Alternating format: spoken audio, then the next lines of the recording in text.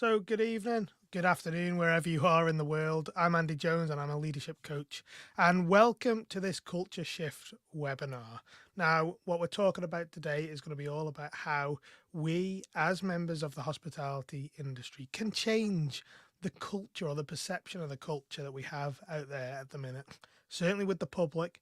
But more importantly, with prospective employees, current employees as well, we need to make sure we don't forget them.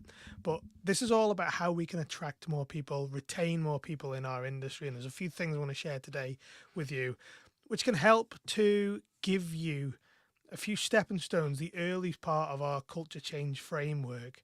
But one of the ones that has really got a big return on its investment. And we'll get into that as we get into the stream. But today we're going to start off with our what we're going to cover today. And really, this is about how we're going to look through what is our culture and how it's made up, where does it come from.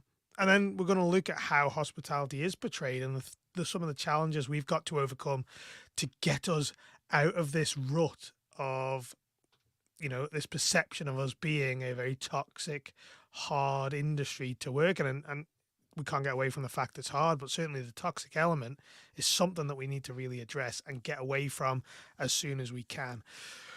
We're also going to take a look at what the reality is and where there is, there's some good people out there, and we're going to look at that. And anyone who is joining us, make sure you add in the comments. I want you to get involved as well. This is pretty much trying to get an interactive experience here and get your input as to where the industry is, what the realities are of the culture of our industry, and where you want to see it get better. So please, if you can, leave comments as we go along. We'll dip in and out of them and have a look and see what your view is on the industry.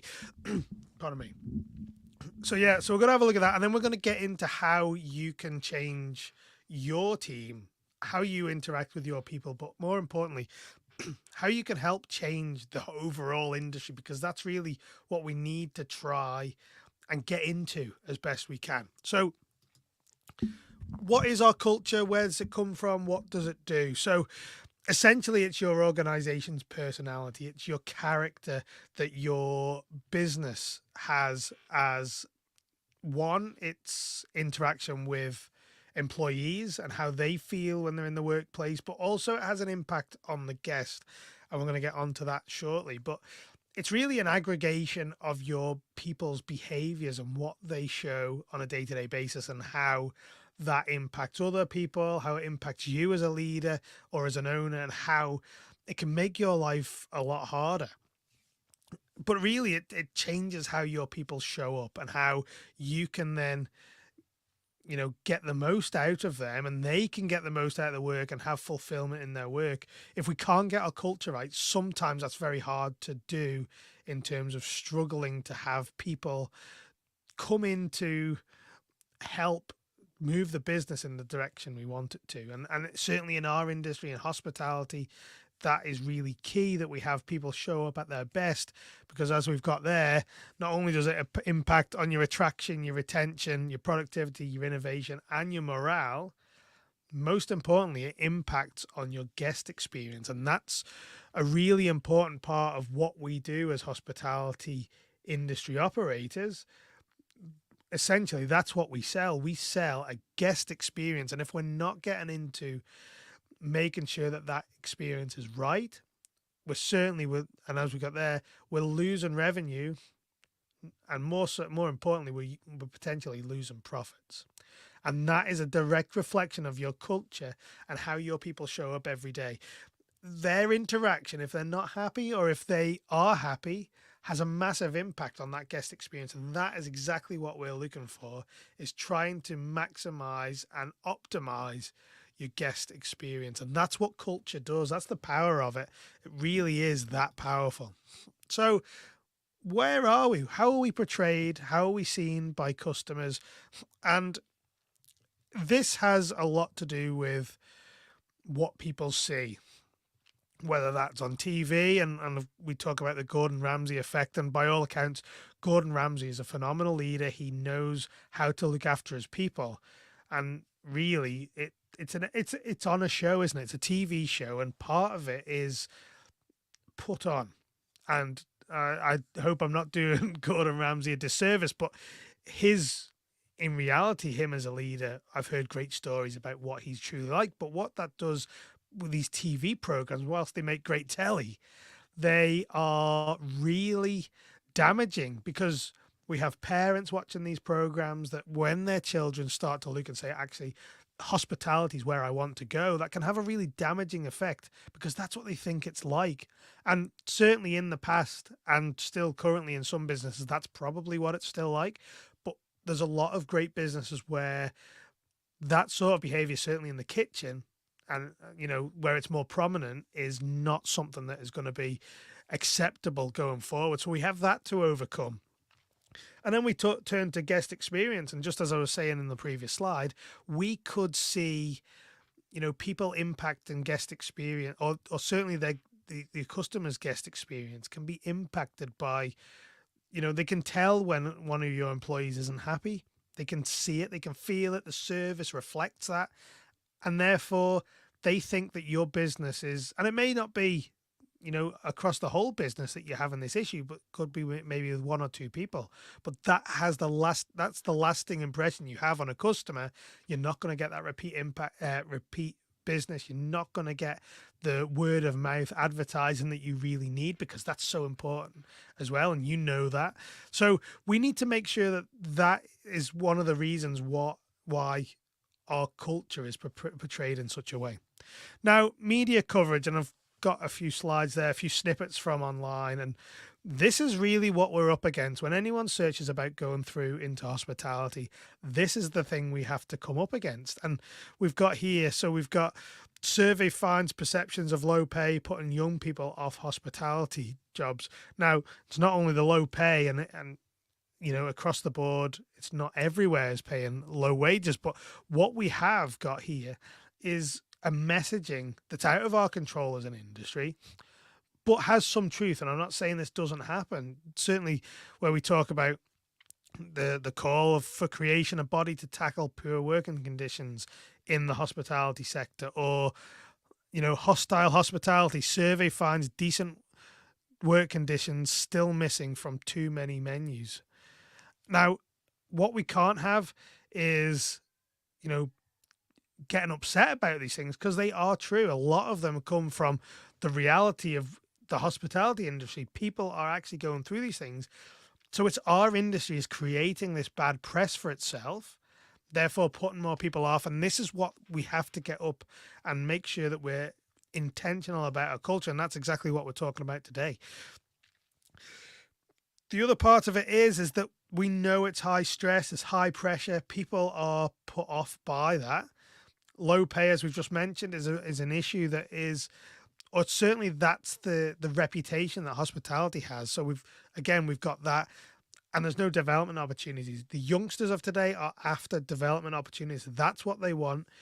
They want something more out of the workplace than just having this, a place to go to work to get some money. They want more, and we have to reflect that.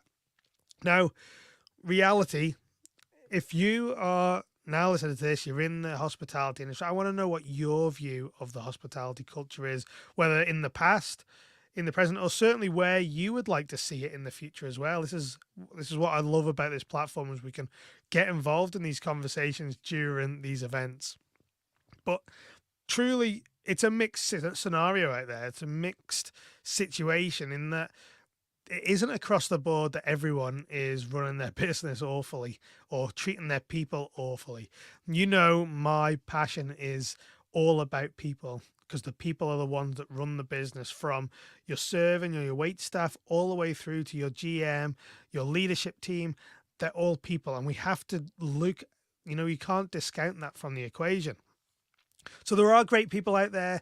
There's great teams that are doing this right, but equally there's a lot of places that aren't doing it right, and they're the ones that are getting the bad press and making us look a little bit, it's like a second-class sector. And that's where I worry about the future of hospitality. Certainly now, where we've had, coming out of the pandemic, we've already lost people because they've left the industry and they don't want to come back. We're now struggling to attract people into the industry because they're hearing all these stories, and we've got to get back on the other side of that. But really, what we have to do as leaders and as leadership teams is give the support to the people who are running your restaurants, running your coffee shops, your general managers. They're the people that need your support now to be able to concentrate more on the people side. I can't say enough. Again, it's a people business and we can't get away from that. Now, where do we need to be? It's a big question. It's probably one that you've considered sometimes, but we know there's a lot of negatives thought of in our industry, and not always just thought of. Sometimes it's true as well. So we look at this list on the right where we talk about things that must go, and we've got a work-life disconnect. So we're not integrating the work and life of our employees, or not allowing their flexibility to do that. Low pay, we've touched on before. Low skilled positions. Now, this is about how we can change from people just coming in and getting thrown into the job. This is now about how we can train people and have trained people doing this work. It's not, and we can't, you can't get away from this. You need the skills to be great at hospitality. You can't just show up day one and be a top quality server, say, for example, or a top quality host. We need to make sure we are training our people to level up our industry so we don't have any low skilled position. That's really important. Long working hours, and again, hard to get away from, but can you explore different patterns, different shift patterns? Certainly people who want shorter hours, could they help cover maybe a busy lunch period, for example? How can we help to reduce the pressure on our people by being creative around our shift patterns and where people fit in? So that's another thing. High levels of stress, can't always get away from it, but what we can do is help people deal with it and talk to people, have more meetings, especially, is really important.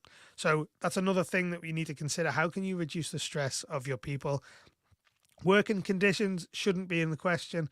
We need to make sure the conditions that people are working in are absolutely top notch for their health, their well-being. Make sure there's plenty of light, the countertops are the right height.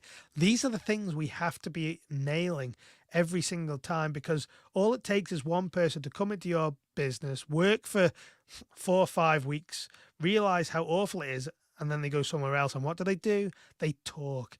You can't get away from that fact. People will talk about your business when I know certainly my staff did. They came into our coffee shop to work. The stories that I heard about particular businesses and particular experiences people had, no wonder they don't want to work in hospitality anymore. And really, even our staff, they came in and they were openly thinking about leaving hospitality at the time. And we can't carry on doing this with our people. We've finite supply. We can't churn through them like we've been doing. Like, we had a turnover rate over the 3 years we had the business. We had a turnover rate of only 20% over the 3 years, not a year, not an annual turnover of 20%. That's 3 years, 20% over that 3 years. And that all comes down to having the right culture, the right working environment, basically caring for your people. And that's what it comes into.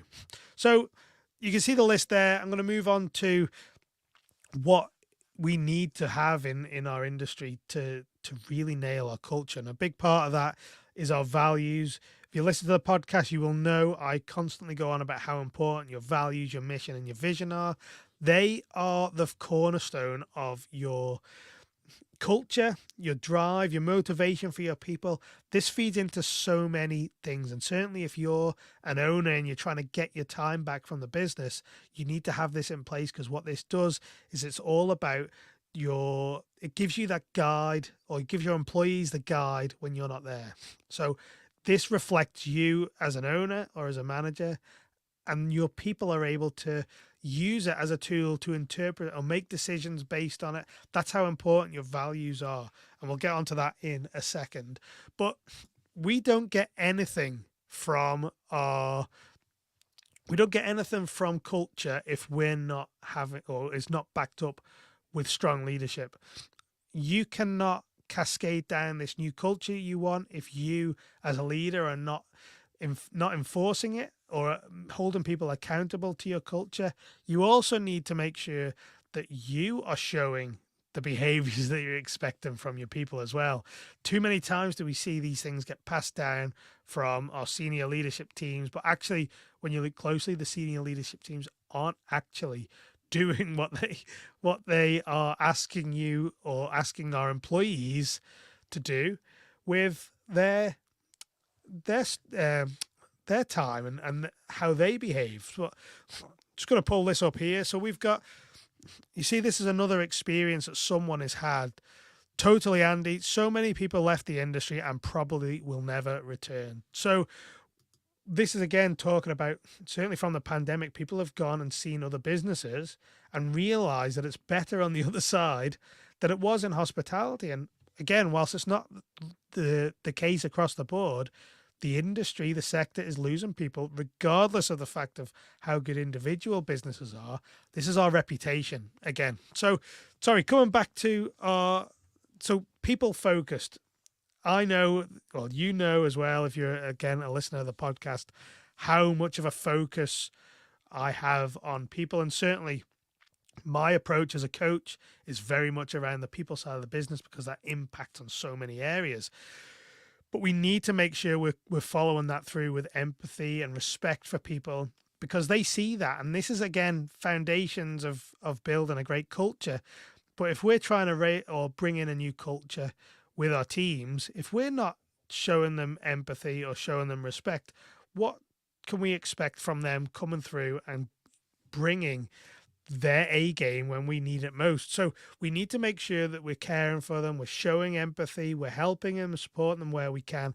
But all of this comes back to respect and, underpinning the values. And we'll see, I'm going to share with you how you can develop your values and deliver a new culture based on that shortly. But I brought this internal communication into the spread, into the slides, because it's something in our industry.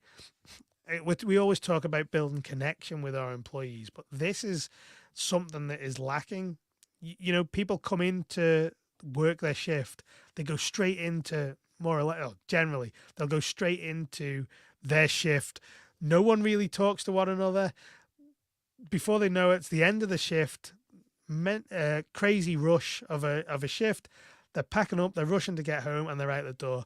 Very often, we don't really get these communication lines within our businesses. And, I could do a whole other webinar on this point, but we need to make sure we're communicating regularly in a structured way with our people so that we can make sure that they feel like they're part of what we do. Again, massively important to your culture development or culture change, whichever way you're going with it. If you've got a culture that isn't great at the minute and you're feeling that, you need to change it, communication's a massive, massive part of that.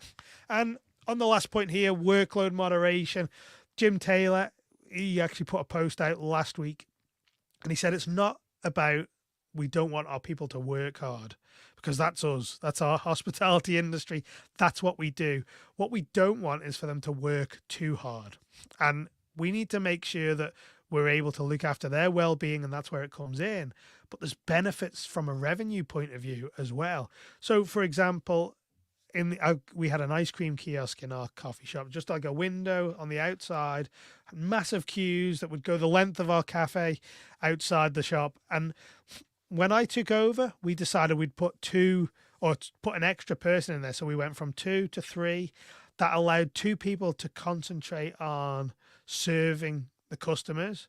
The third person primarily operated the till, so we then had the separation between handling the food and handling cash, etc.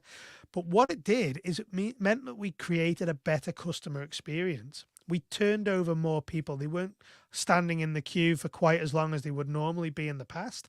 So there's benefits to it as well from a point of view of generating revenue, but also what we found is that by adding that extra person, we actually turned over 500% of their wage more than we normally would do. So therefore we've paid for themselves.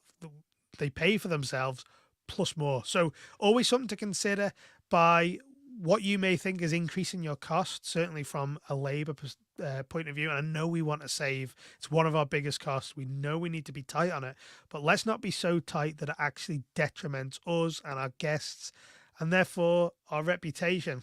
And it plays really, it's a big part of our culture because then it comes back to caring. So we need to make sure people aren't working too hard. So how do we change our industry? The truth is, it ends up being it's an aggregation of every single business. As we said, it's all about that reputation.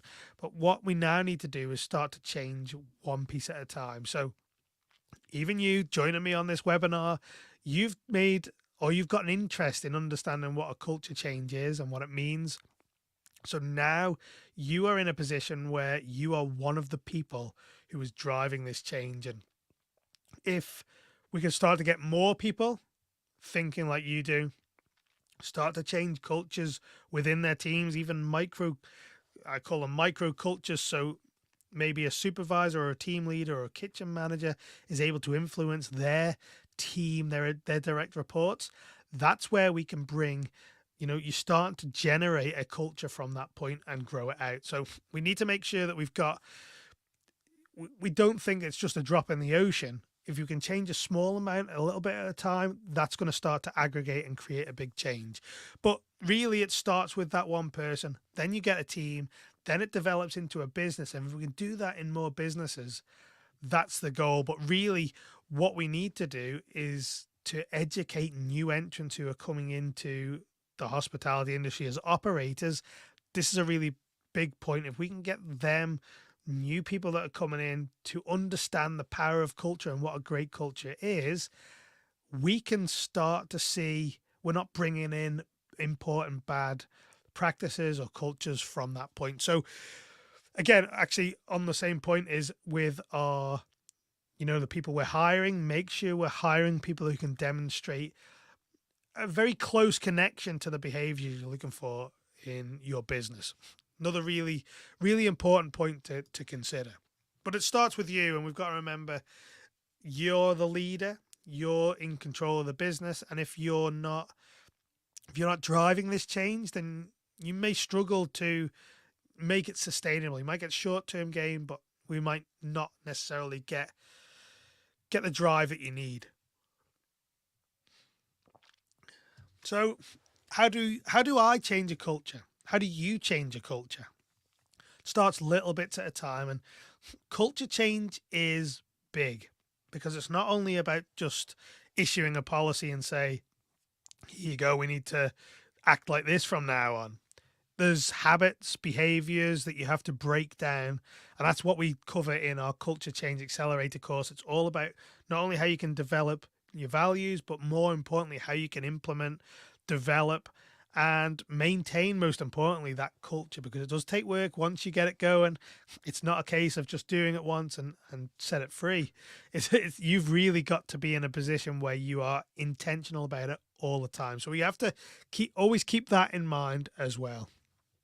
But your behaviors as an individual influence others. We always talk about culture being contagious. You've seen it when you're coming through high school, friends doing it, you see other people copying them just because they're doing it. It's the same with our cultures in our businesses.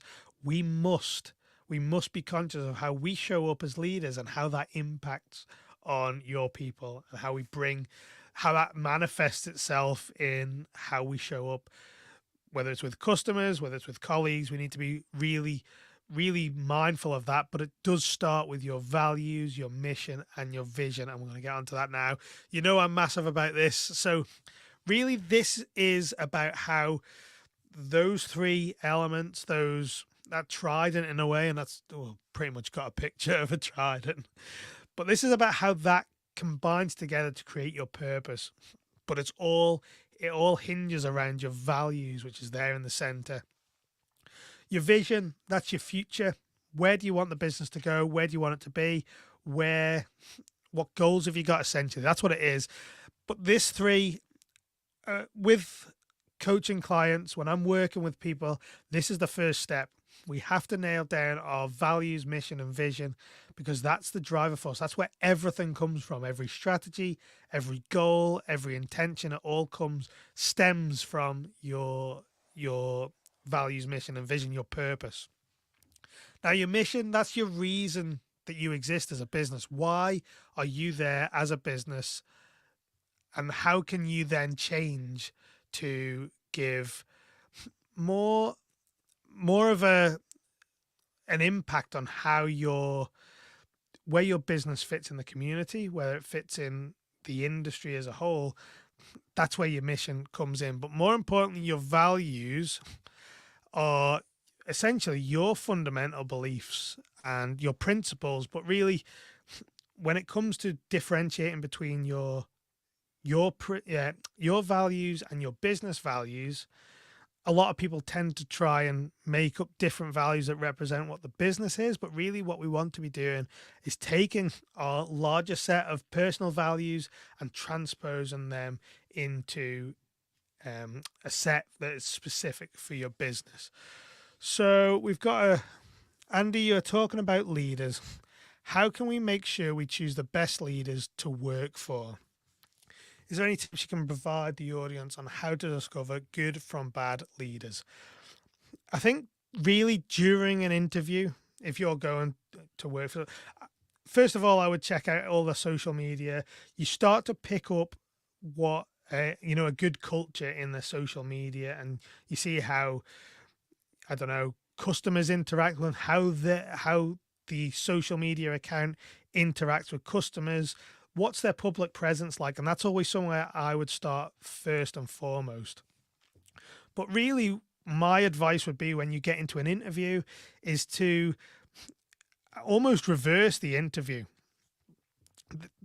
Generally, there's a time where you get to ask questions, and I personally would start to ask around leadership and what happens. I don't know, for example, how do you deal with issues with customers? How do you deal with, time off requests, specific things like this, where you would be looking for maybe a red flag? Certainly a good one is personal development. Ask them what opportunities, what personal development they do for their staff. There's a time where you might be able to see, a business would tell you that all these great things that they do, and you get in there and they are nothing like that. And that's actually the subject of one of my keynote speeches that I have prepared, is all about how we must make sure that what we're promising in an interview is the same as the reality when we get there. But what I would suggest is you ask the question and see what they do around personal development for entry-level people all the way through to their senior leadership team.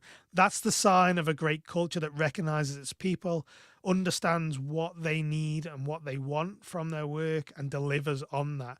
But reality, and from my experience, it's sometimes a little bit of a gamble. You have to try and pick up on these little cues, but it's a lot of trial and error as well. But certainly that people development, mentorship, anything like that, that's what you want to have in an employee, because it's all about your personal development. So when it comes to culture, we always talk about, how can we create a value statement or a mission statement and our vision statement. And you'll know, if you've worked in any corporate setting, you'll have come across this exact situation where you see a value statement or a mission statement, etc., and you go, that doesn't mean anything to me. It doesn't resonate with me. So one of the steps that I work with people through these, when developing their values, a culture isn't created by a list of words on a sheet. It never has done, never will be. That is not the way to generate what you need to generate to create a culture. So where we differentiate from, the traditional way of doing things is actually we need to develop behavior statements. Now, I'll explain exactly what that is, but really your values influence your behavior, and your behaviors become your culture, if that makes sense. And hopefully it does make sense. But you must know your values as a leader. Well, at any stage of your career, whether you are wait staff all the way through to CEO, you need to know your own values so that you can operate truest to yourself. There's so many people put faces on or act differently at work to try and fit in, where really we want to be encouraging people to be themselves, be open, be transparent, be vulnerable as well. That's another really important part. But where when we come to identifying a culture that needs to be changed, often it's where the behaviors of the organization, the culture, are at a disconnect with our own personal values. That's the point where we start to say, actually, this isn't the right fit for me. You shouldn't have to flex massively to fit in a culture, but really we need to have a an identifier of when you feel uneasy about something. That's a red flag that things aren't necessarily aligned with your own values.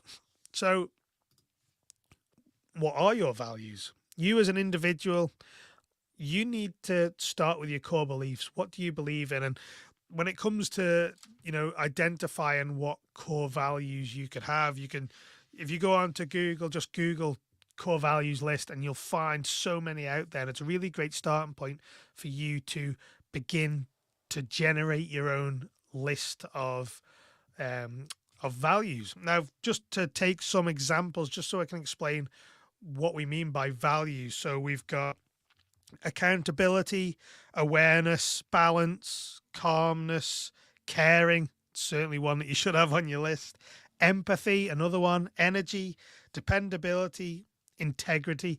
And just using integrity for as the example here. So that would be your value. That would be your starting point for everything that you do beyond that, in whether it comes down to business goals, personal development for your people. These are where it all starts from. So once you have that list, you go through it, write down all the ones that resonate with you or highlight them, whichever way is best for you, taking into account all your experiences, what things have happened to you in the past, what you like and dislike in the workplace. So not only the things that resonate with you, what things do you look at and go, that's not part of my interaction. And certainly for me, an example there is respect. If anyone doesn't respect their people, I would not work for them.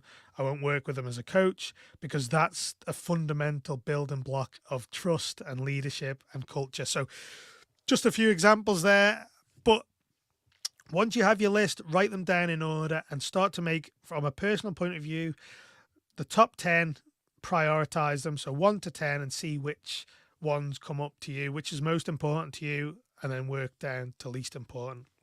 And then you want to select 4 or 6 values, which you'll then take on to the next stage from your own. This is again from your own personal point of view, but then what we want to do is that big list of, that big list we've just generated. Once you've got that, you then use that same process for your business, tying it into your mission and your vision, to create a set of 4 to 6 values for your business. And that's the one where you'll start to build your culture from. So let's just pull this comment up from William. Agree with you, Andy. Vision, mission, and value statements only hold value if they are a reflection of the behaviors and action of the within the organization. If they don't align, there will be a massive mismatch. Gonna have to put my other tongue in here. But yeah, William, thank you so much I'm glad you've actually been able to make it for this evening or this afternoon. It is true. It's, if we don't have that alignment with our culture, our values, or with the behaviors, we're going to really struggle with anything beyond just operating. And really, when we see really successful hospitality businesses, it's usually because they have got this nailed down. They know what behaviors reflect from their values. And, again, as operators, we can sometimes come at this and think, oh, this is just corporate fluff. But really, this has got a personal element to it. It's about creating inspiring your people. And it all comes from this point.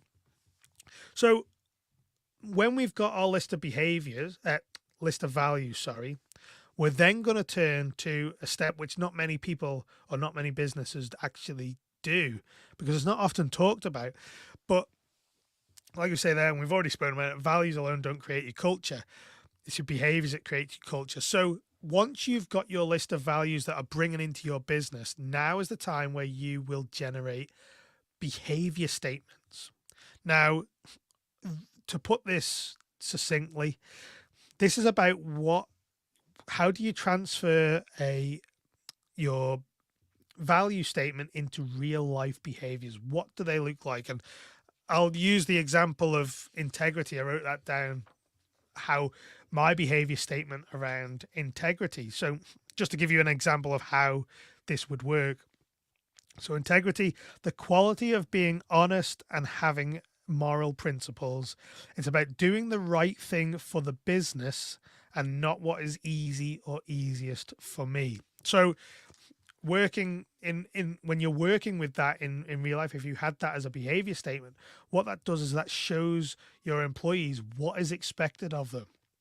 So when they read that, if they do something that diverges from that, they understand that's not what's expected of them. So this is all about making it really clear what it looks like to live these values and the behaviors that come from. And that's where we start to really gain some traction when it comes to developing a culture in the first place. And this is, I've highlighted it, underlined it there, this is your superstar tool for culture change. That's where you start to drive real change, sustainable change, rather than just people thinking, oh, it's a flash in the pan initiative, which can sometimes feel like, certainly in bigger companies, that these initiatives, they lose steam.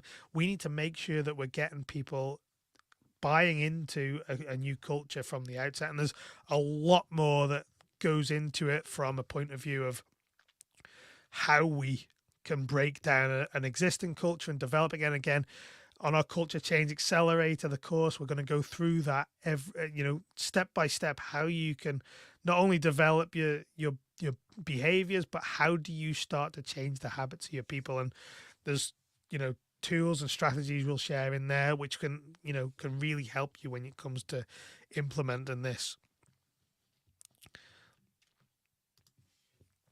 So where's the starting point then? From your behavior statements, they're the key. You need to really start hiring based on that. And again, we did a keynote on value-based hiring and the impact that can have on the overall organization when you're starting to feed people in at the bottom, say, for example, who have already bought into your culture. They're already bought into your purpose. One of the things I suggest people do with job descriptions is get your values and your behavior statements as part of your job descriptions. That'll instantly create an emotional response from prospective employees, whether they want to be involved, whether they don't want to be involved. And that's really powerful, because you start to filter out people at the very start of the process. But this next point about helping employees find their own purpose, what we can tend to do in our industry is once we get a purpose developed and have it in place and we implement it and we're public about it, we expect our employees to be motivated by that. The reality is, what is more reliable to do when it comes to trying to motivate your people is to start with your mission, start with your vision, have that purpose there. We then need to find out individually with our people, what is it that motivates them? What do they find fulfilling from their work? And again, leadership is about trying to find or helping people find that what motivates them. What do they find fulfilling from their work? So that's another really important part of developing a sustainable culture, because we want people who feel like they're fulfilled from their work. People who are happy in a workplace, in a happy environment, don't tend to leave. And I seem to reiterate this a lot, but that's the truth. If you've got high turnover rates, yes, some element of that is transient employment, but if you've got, I don't know, 80, 90, 100% turnover rates, 100% plus, we need to start looking at what's missing from keeping people in your business. And again, from this point, once you get your values in place, your vision is in place, your culture is starting to, or you have your behavior statements, that's where the work really starts from implementing. Again, that's what we cover in our Culture Change Accelerator, which is starting on the 11th of April very quickly. And this will give you the tools, the strategies over the 4 weeks to, effectively and efficiently begin this process of culture change. Whether you're a big business or a small business, and then we've got to take into consideration cultural inertia, which is the speed that we can change the culture, because bigger businesses are harder to change, but if we do it right, that can be very effective and very efficient. But it's a 4-week on-demand course. It's all through, each Tuesday we'll deliver more content, first stage, second stage, third and fourth. You can go through that all in your own time. It's completely on demand. We've split it up into 4 weeks so we can give you the support for each stage as well. So after each session, later that week, we're going to have live Q&A session with me for an hour, say maybe a bit more, where you can bring your questions. I can try and help you with bits and pieces there. But most importantly, this is going to give you actionable advice so you can go out and you can start taking action in your business more or less instantly. Start making this change, start working on that change towards a better culture. Now, we're going to have it based in our community as well. So you're going to have the support of other people on the cohort, which is, really powerful, especially when you can tap into other people's experiences, that they're seeing what's working for them, what isn't working for them. So lots of value here, and it's only £47. So usually it's £197 for the course alone, but through this accelerator, it's the first time we're running this accelerator, and I'm so excited to do it in this format, to have it really powered by the community. We've got that special price of £47, which is about $56.